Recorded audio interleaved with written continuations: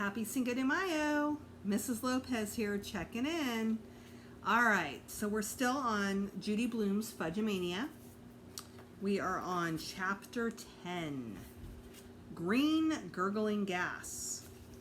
On Wednesday, Sheila got a phone call during breakfast. As soon as she hung up, she started bawling. "What's wrong, honey?" Fudge asked. "My friend Mouse Ellis has chicken pox and can't come to Maine."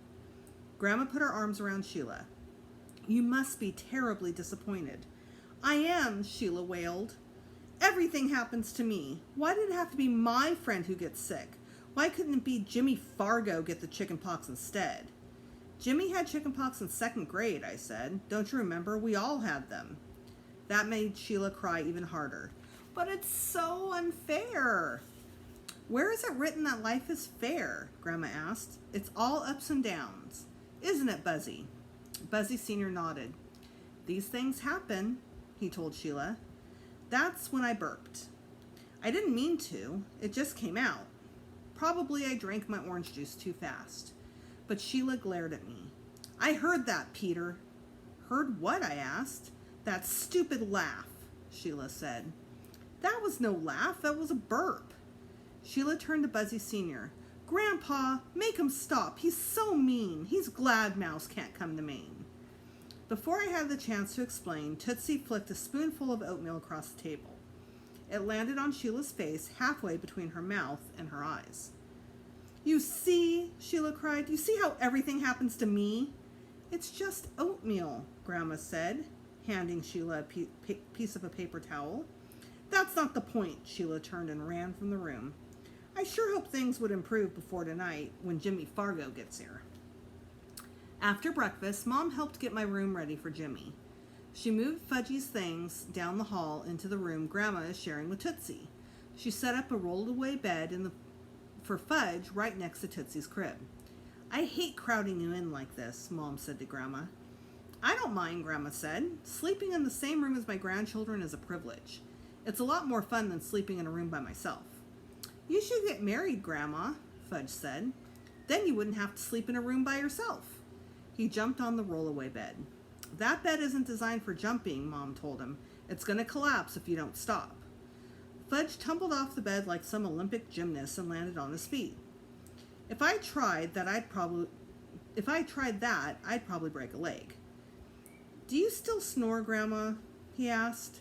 "Fudgy," Mom said. "That's not a polite question." But Grandma didn't mind. She said, "I really don't know, Fudge. You'll have to tell me." "Snoring keeps the monsters away," he said. "Yes," Grandma said, "I'm sure it does. When I get married, I won't have monsters in my room," Fudge said. "Says who?" I asked. "You don't get monsters when you sleep in a bed with someone else." "That's why you want to get married," I said, "so you won't get monsters in your room?" "Why else would I get married?" "You should talk to Mitzi," I told him. "She's got monster spray." "Monster spray?" "Mitzi's monster spray," I said in a deep voice, trying out my commercial. "Made from grandmother's secret formula. Spray twice a day and melt your monsters away." "Really, Peter?" Mom said. But Fudge liked the idea. He jumped back onto the rollaway bed and bounced up and down, singing, "Monster spray melts your monsters away." "Fudgy," Mom warned, but it was too late. Both ends of the rollaway bed sprang up, catching Fudge in the middle. I imagined the headline in tonight's paper: "5-year-old flattened by rollaway bed."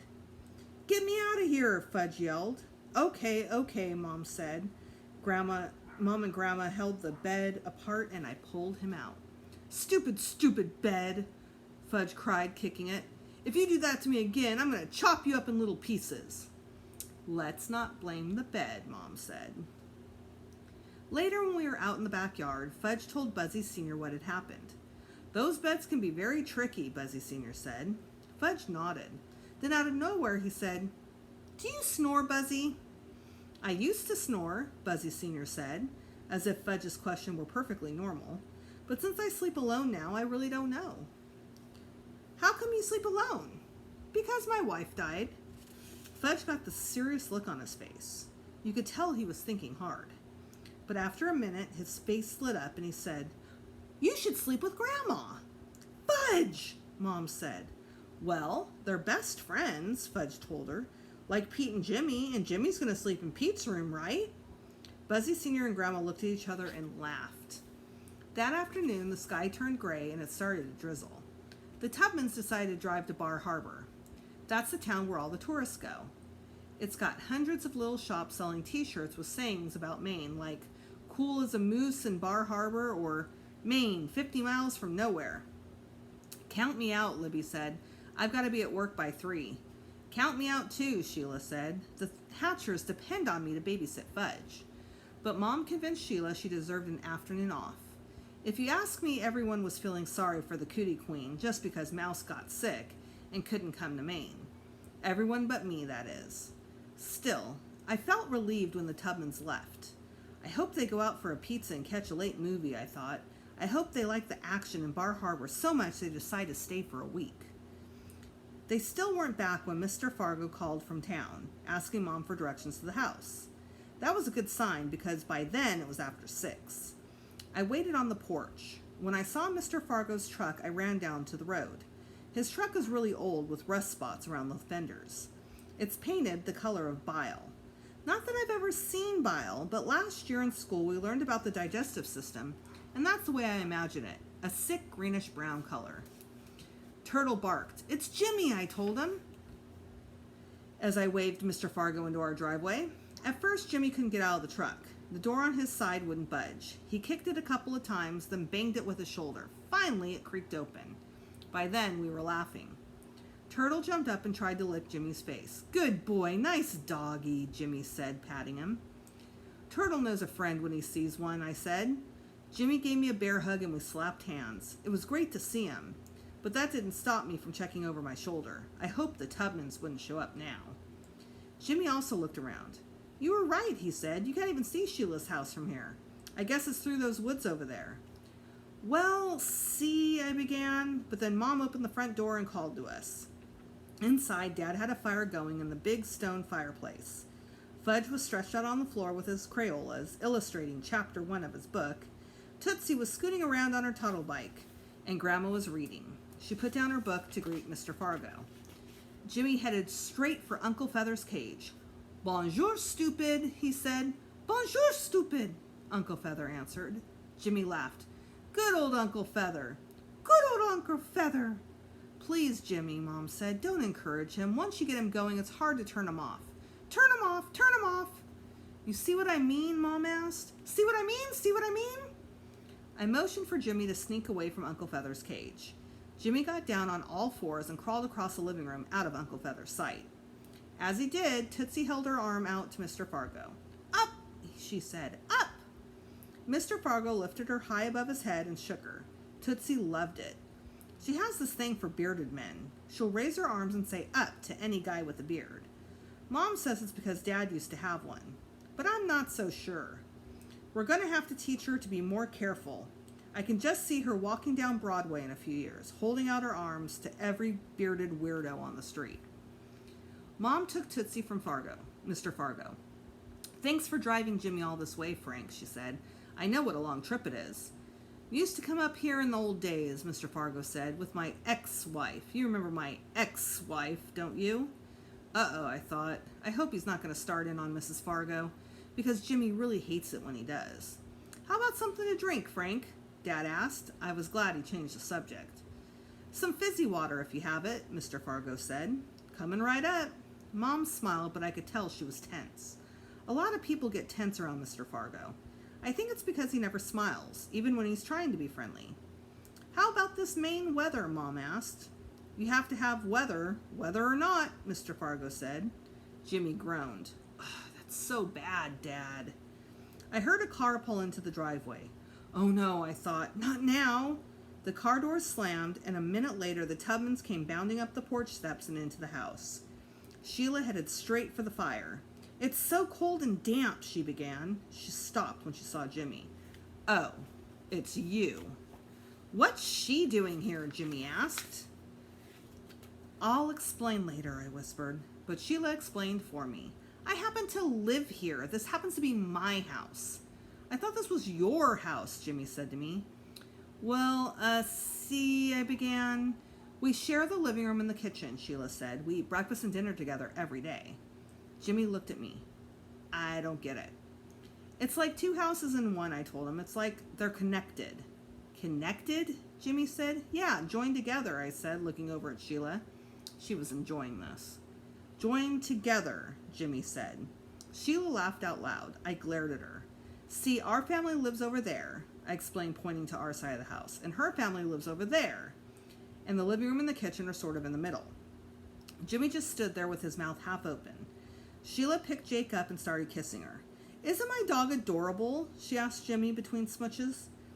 I thought you were afraid of dogs, Jimmy said. She is, I told him. That's not true, Sheila said. I just don't like big, smelly dogs. Turtle, who was asleep in the corner, raised his head. Attack, I told him mentally. But he didn't get my message. He just scratched himself and went back to sleep. Sheila carried Jake over to Jimmy and put her in his arms. Rub her belly, she loves that. Jimmy held Jake like a baby. She's so soft. This was way too much. I was glad when Dad called. Dinner's almost ready. Pasta with Anne's special sauce. Mr. Fargo suddenly came to life and said, Better get our things inside, Jimmy. When Jimmy and his father went out to the car, Mom said, Did he say our things? He meant Jimmy's things, I told her. I hope so, Mom said, looking worried. But then Jimmy carried one duffel bag into the house and Mr. Fargo carried another. I don't have much, Mr. Fargo said, just this and my art supplies. You're planning on staying with us? Mom asked. No point in trying to camp out in this weather, Mr. Fargo told her. From the look on my mom's face, I thought she might faint. There was a long, awkward silence. Finally, Dad said, You can have the sofa in here, Frank. It's the only available space left. Unless Grandma sleeps with Buzzy Sr., Fudge said, then I can sleep in Grandma's bed and Mr. Fargo can have the rollaway. Everyone looked at Fudge, including Mr. Fargo. Don't go to any trouble, he said. This sofa looks mighty good to me. Later, when Jimmy and I were in the bathroom getting ready for bed, he said, I'm really embarrassed about my father. Anybody can see you've already got too many people in this house. It's no big deal. I handed him a clean towel. Yeah, right. Then how come your mother almost fainted? Only because we're out of beds, I said. You think my father cares about beds? He likes to sleep on the floor. It's okay, forget it. Jimmy spit out toothpaste. You know he's weird. He doesn't mean to be, but he is. He's not that weird. I flushed the toilet, which reminded me of my poison gas story. Look, I said, I'm embarrassed too. I should have told you about sharing a house with the Tubmans, but I didn't find out until we got up here, and then, well, I was afraid if I told you, you wouldn't come. I probably wouldn't have, Jimmy said, but now that I'm here, it doesn't seem that bad. I was glad I wouldn't have to lie to Jimmy after all, and telling him the truth wasn't as hard as I thought it would be. Still, I couldn't help wondering how he would have reacted to my story. I decided to find out. As soon as we were in bed, I said, Did you hear about the poison gas? What poison gas? The poison gas in the toilets? What toilets? Some guy up here, he had poison gas in all his toilets. What do you mean poison gas? Jimmy faced me and propped himself up on his elbow. It was this green, steamy, gurgling stuff that bubbled up every time he flushed. Green, steamy, gurgling stuff? Jimmy started to laugh. It's not funny, I said. It's an environmental disaster. An environmental disaster, Jimmy said. Where'd you read that? In the National Enquirer? You don't think it's possible? Yeah, I think it's possible if the guy ate something that didn't agree with him. Jimmy broke up laughing. Ha ha, I said, and I reached over and turned out the light. Ha ha, a voice repeated, and it wasn't Jimmy's. I jumped out of bed and opened the door. Fudge was sitting on the floor right outside my room. What are you doing here? I said. I don't know. Didn't anybody ever tell you you're not supposed to listen to private conversations? No. I picked him up and turned him upside down. I held him that way until his face turned purple. Put me down, Pete. Not until you promise never to do that again. Okay, I promise. I didn't believe him for a second, but I put him down anyway. Now go to bed. I can't. Why not? I'm afraid of the rollaway. The rollaway can't hurt you. Yes, it can. It can smash me. So I'll sleep in here with you and Jimmy. No, you won't. I carried him down the hall and dropped him off in the rollaway bed. Grandma and Tootsie were already asleep. Fudge listened to Grandma, who was snoring softly. "No monsters tonight," he whispered, pointing in her direction. "Right," I whispered back. "Now go to sleep." "Tuck me in," he said. I tucked him in. "Now kiss me goodnight." I was about to drop a light one on his forehead when he reached up and grabbed me around the neck and pulled me down. Then he planted a big, wet smackaroo right in the middle of my face. "Sweet dreams, Pete." And that's the end of chapter 10. Stay tuned for the next video, chapter 11. Bye, you guys.